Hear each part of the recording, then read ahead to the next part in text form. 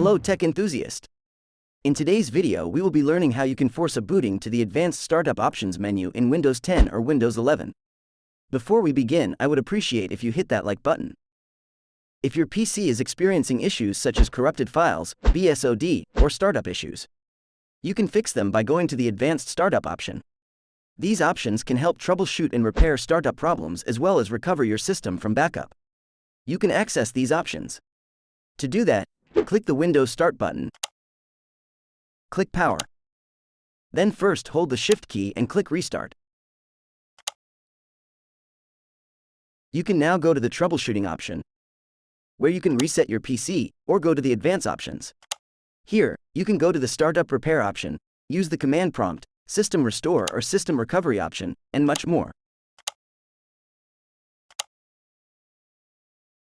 If you find this video helpful, hit sub or follow if you want to learn more about computers.